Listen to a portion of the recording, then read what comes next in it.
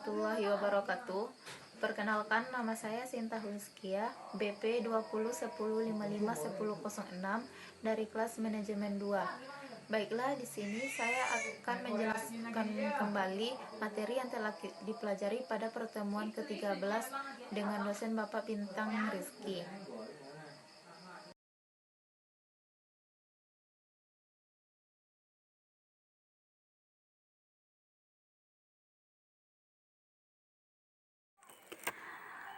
Baiklah, di sini saya akan menjelaskan tentang partial differentiation. Di sini saya menjelaskan aturan dari derivatif. Yang pertama, jika seandainya sebuah konstanta kita lakukan sebuah penurunan, maka penurunannya dianggap 0. Seperti B per X sama dengan 0. Yang dimana B merupakan sebuah konstanta dan X juga konstanta, maka penurunannya akan menjadi 0. Yang kedua yaitu, jika seandainya konstanta itu bertemu dengan suatu persamaan, maka angkanya tetap ditulis. Seperti BF kali X per X sama dengan BF aksen kali X. B-nya tetap kita tulis. Atau bisa juga kita masukkan angka seperti 4X.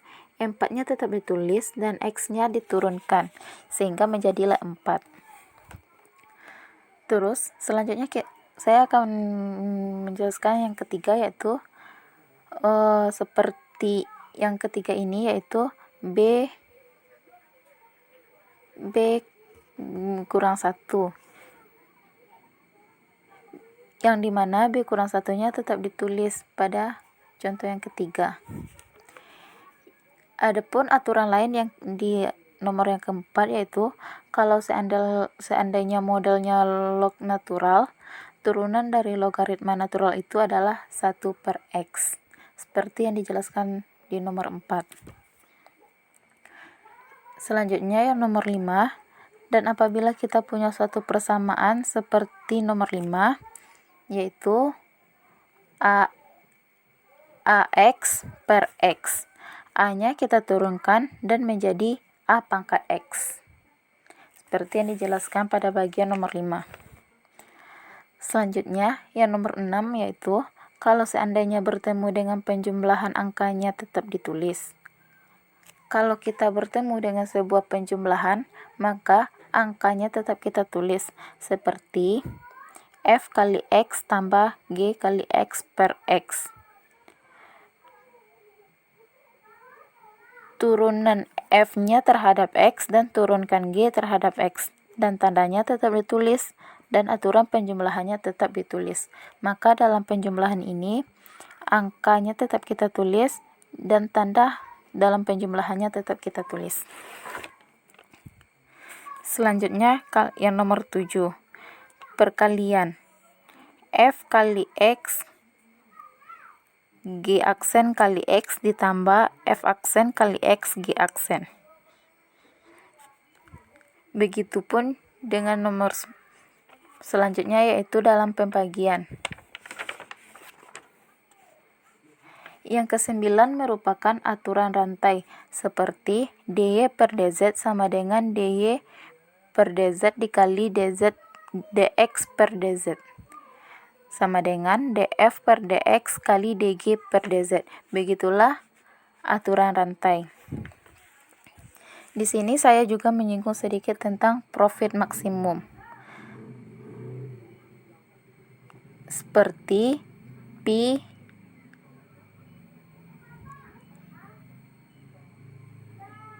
Baiklah, di sini saya menyinggung sedikit tentang profit maksimum. Seperti Pi sama dengan 1000 Ki kurang 5 Ki pangkat 2. Maka, kalau kita mencari titik maksimum dari profit tersebut, syaratnya adalah diturunkan sama dengan 0. Misalnya, Ki sama dengan 1000 kurang 10 Ki sama dengan 0. Kenapa menjadi 1000 kurang 10 Ki sama dengan 0?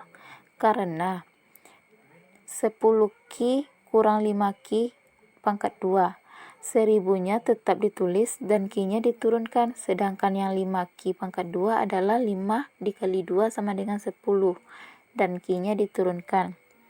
Di sini kita bisa tahu berapa kuantitas yang bisa dihasilkan dalam profit maksimum tersebut. Apabila kita di dalam sebuah profit misalnya seperti P sama dengan 1000Q kurang 5Q pangkat 2, maka 1000-nya tetap kita tulis, Q-nya kita turunkan. Sedangkan yang 5Q pangkat 2, 5 dengan pangkat 2-nya kita kalikan, maka Q-nya kita turunkan. Maka dapatlah hasilnya menjadi 1000 dikurang 10Q sama dengan 0.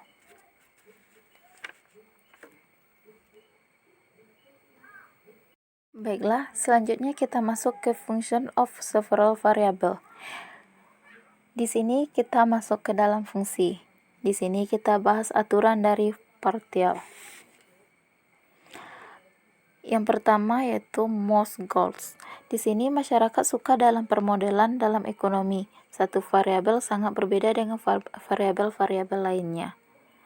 Di sini kita dapat melihat permintaan sangat berpengaruh terhadap harga, tetapi ternyata bukan hanya satu harga barang saja yang berpengaruh, melainkan semua harga barang bisa mempengaruhi permintaan, baik harga substitusi maupun harga komplement, baik barang substitusi maupun barang komplementer.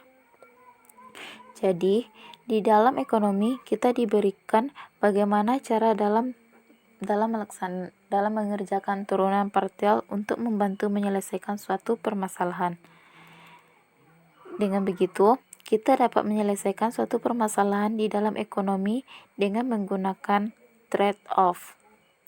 Trade-off yaitu sama dengan mengorbankan. Contoh dari mengorbankan yaitu apabila kita ingin bekerja di PTB, contohnya seperti ini, apabila kita ditawarkan bekerja di PTA dan kita ditawarkan juga bekerja di PTB, tetapi kita lebih memilih bekerja di PTB dan kita mengorbankan untuk tidak bekerja di PTA, itulah yang disebut dengan trade-off. Ada sesuatu yang harus dikorbankan. Di sini yang kedua yaitu dependence. Dependence yaitu adalah hal yang bisa dipengaruhi. Suatu hal yang bisa dipengaruhi disebut dengan dependence. Dependence memiliki lawan yaitu independent.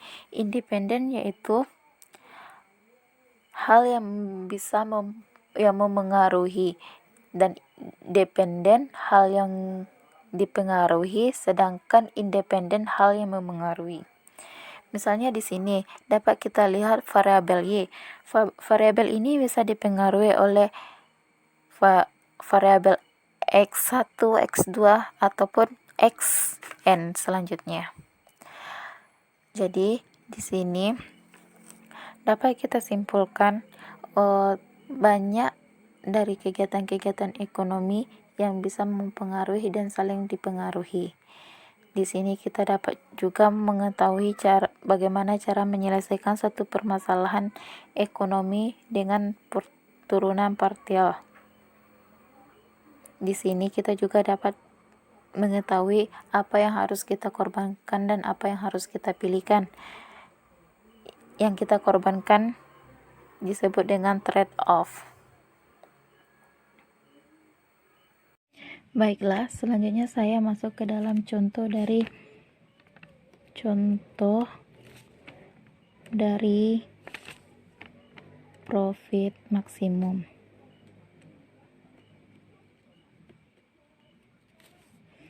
Yaitu misalnya P sama dengan 200Q ditambah 5Q pangkat 2.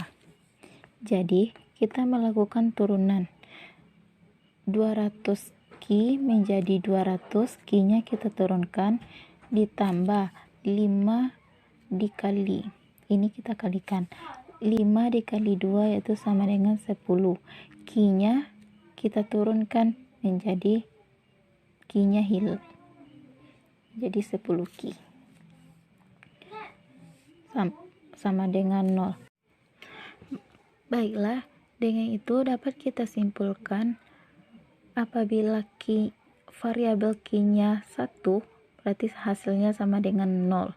Apabila variabelnya berbeda, akan menghasilkan hasil yang berbeda juga.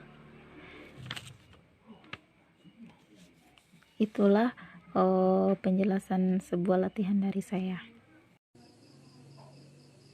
Baiklah, itulah materi yang dapat saya sampaikan dari pemahaman saya dari pembelajaran matematika ekonomi pertemuan ke-13. Sekian, terima kasih. Assalamualaikum warahmatullahi wabarakatuh.